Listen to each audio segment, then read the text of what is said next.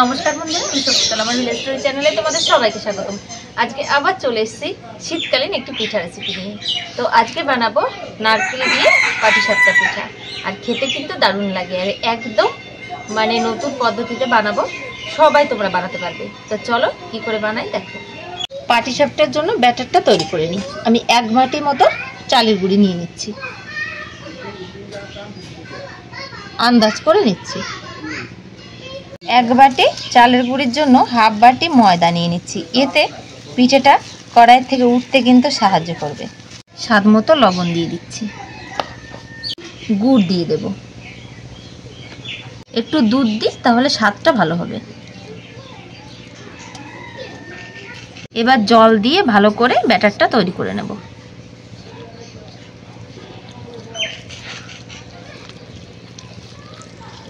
পাটিসাপটার ব্যাটারই কিন্তু মেইন। এটা যদি ভালো গোলা না হয় ঠিকঠাক করে, তাহলে কিন্তু পাটিসাপটা কড়াই থেকে উঠতেও চায় না, আর ভালোও হয় না, দেখতেও ভালো হয় না, খেতেও ভালো হয় না। আর যেটা দেখতে ভালো হয় সেটা খাওয়ার আগ্রহটাও কিন্তু বাড়ে।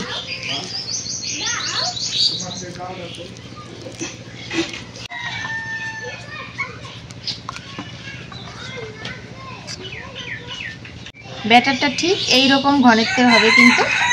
এইবারে এটা সাইডে রেখে পুরটাকে তৈরি করে নেব। উনুনটা জ্বালিয়ে পাটিসাপটার পুরটাকে তৈরি করে নেব। এখানে নারকেল নিয়েছি, কুড়ে নিয়েছি। নারকেল নিয়েছি আমি এখানে 3টে, একটু ছোট সাইজের নারকেল বলে 3টে নিয়েছি। পাটিসাপটা পিঠাটা যাতে ভালোভাবে ওঠে তার জন্য আমি এখানে দেখো তেল নিয়ে নিয়েছি। তেলের মধ্যে একটু জল দিয়ে দেবো। তেল আর জল একসঙ্গে নিয়ে নিলাম, শুধু কড়াইটা মোছার জন্য বারবার তাওয়াটাকে। নারকেলটা দিয়ে দেব। নারকেলটা একটু কড়াই কিন্তু ভেজে নেব, তাহলে পিঠাটা কিন্তু সেন্টটা ভালো হয়।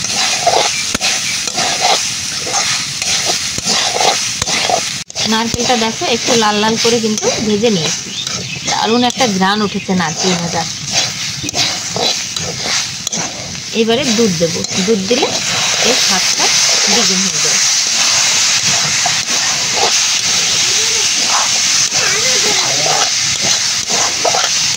চিনি দেব,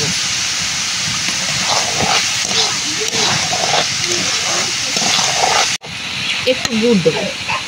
এতে সেন্টটাও ভালো হয়, কালারটাও দারুণ হয়। আর গুড় ছাড়া পিঠা ভাবাই যায় না।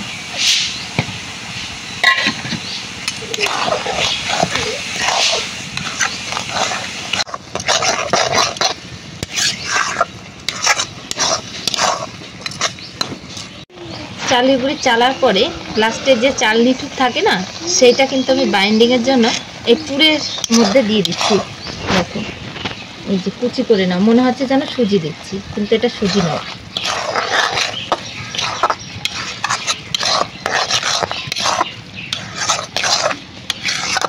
সেন্টটা সুন্দরের জন্য একটু এলাচ দানা গুঁড়ো দিয়ে দেবো। পুর কিন্তু একদম রেডি করে নিয়েছি, একদম নাড়ুর পাকে নামিয়ে নিলাম।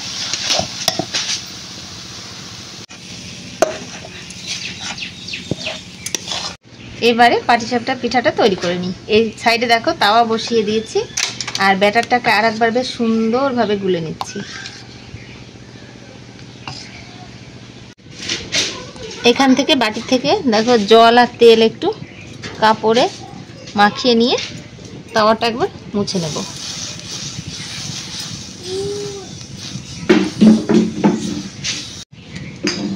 দিয়ে দেখি একবার কি হয়। একটু চাড়িয়ে দেবো চারপাশে। এবার ওপরটা শুকানোর জন্য একটু ওয়েট করতে হবে। দরকার পড়লে একটু ঢাকনা দিয়ে ঢেকে দিলেও ভালো হয়। এবার একটু পুর নিয়ে লম্বা করে বেশ এখানে দিয়ে দেব। এইবারে ভাজ করে নেব। দেখো কি সুন্দর হচ্ছে পিঠেগুলো।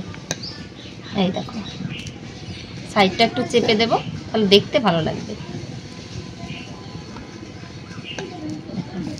কি সুন্দর পাটিসাপটা তৈরি হয়ে গেল। তুলে নিচ্ছি, একটা তৈরি করে নিলাম।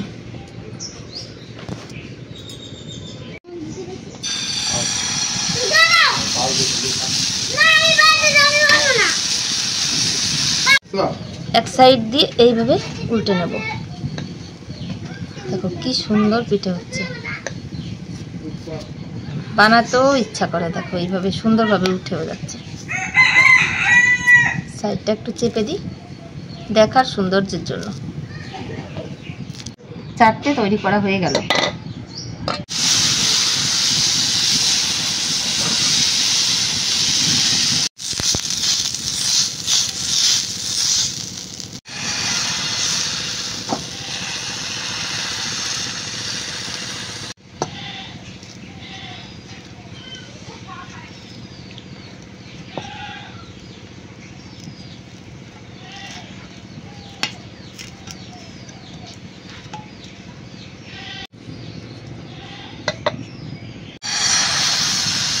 প্রতিবার একটু একটু করে মুছে নিতে হয় জল তেল দিয়ে।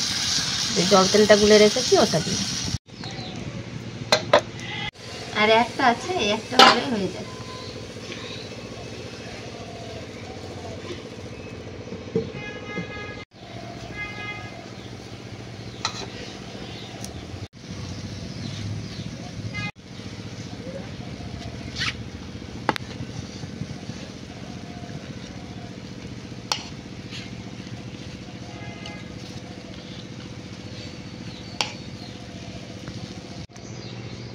পিঠেগুলো শুধু একবার দেখো কতটা সুন্দর হয়েছে। আহামরি পিঠা হয়েছে আজকে, মানে এই ঠান্ডায় এত সুন্দর পাটিসাপটা,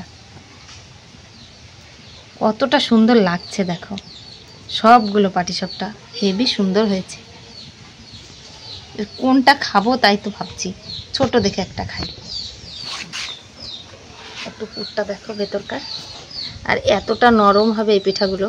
দেখো সকালবেলাও কিন্তু শক্ত হবে না, আমি বলছি, যেহেতু ময়দা দেওয়া আছে তার কারণে।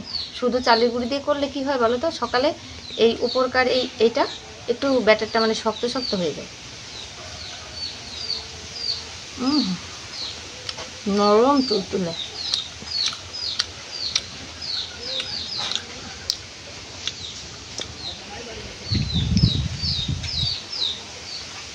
পুরের স্বাদটাও দারুণ হয়েছে।